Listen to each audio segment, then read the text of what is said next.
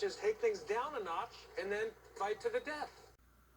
The part I bought is the 10th best-selling part on eBay in jewelry casting supplies, right? I took a piece of 1/4 inch threaded stock here, put it in my drill. Whoops, sorry about that. Used it to coil my resistance wire, and when I ran out of that, it's only so long, I got a little spike and I'm coiling it around the spike. So I'm almost ready to try to install this. I don't have high hopes since it's so much smaller than the original, but the part hasn't got here yet, so we might as well try it, I guess. Hey, Smut. What you doing, boy? You sure talk a lot.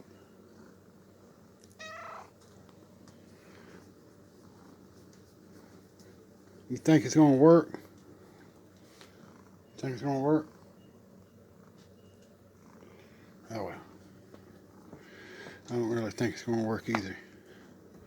But we got it back together enough to test. We don't have the decorative screens on it, but they're not necessary to test it.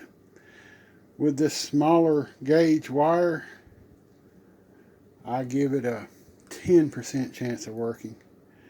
I give it a,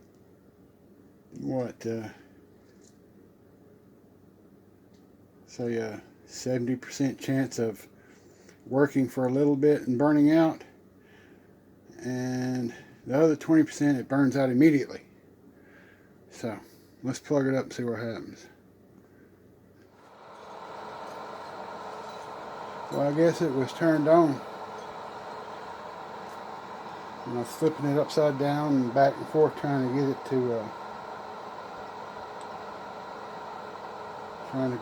together. Look, it's in, temperature's increasing. We got some smoke. It's already 2 degrees hotter.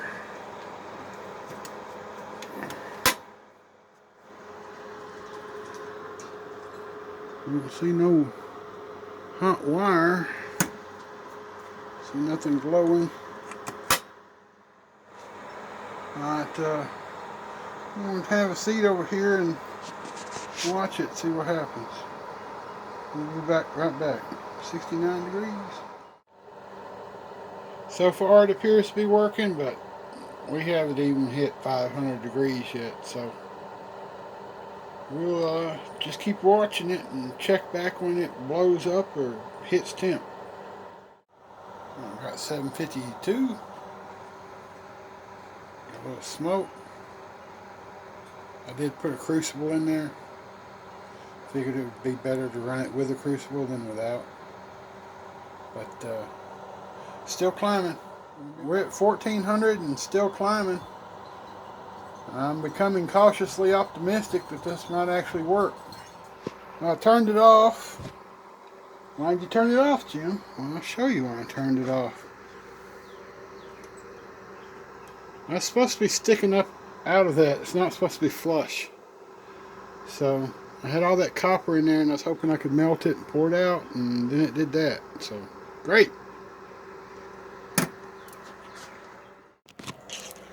Alright, well, I got it out, and we're going to call that good enough as far as the testing goes. We never did get it up to a melting temperature, but well, I guess we won't get it up to melting temperature today, will we? Now that crucible, you see how badly eroded it was at the top?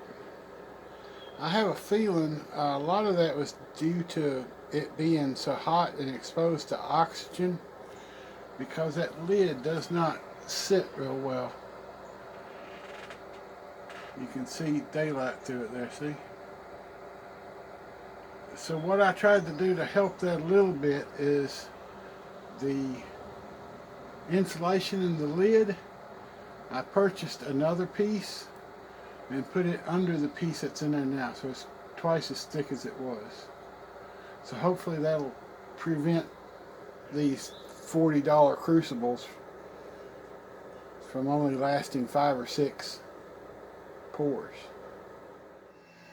Man, Mountain Link has once again totally outdone himself.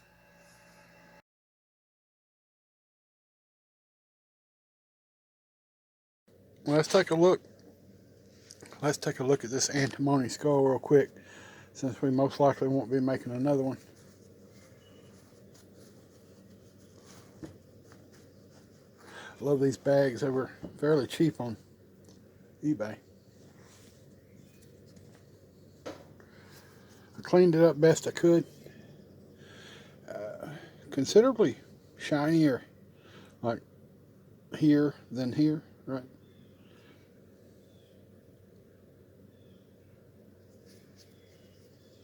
On the back, I sanded it.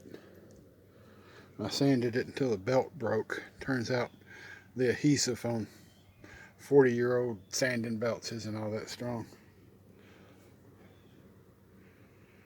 I was hoping the light would be better. There's a distinct pattern of crystallization. You see that? It almost looks like what happens inside an iron meteorite when it comes down through the atmosphere. It has these, you can see them flashing there, distinct patterns. So kind of neat. Not neat enough to keep destroying my mold for, but still kind of neat. And earlier I could see some small crystalline structures in here on the surface, but they're not showing up too well with the overcast sky, so we're going to call it good. I didn't stamp it very hard. Didn't want to damage it because I knew I wouldn't be making it again. And this is skull number 12, so the next one we'll go to backyard scrapping. That's it.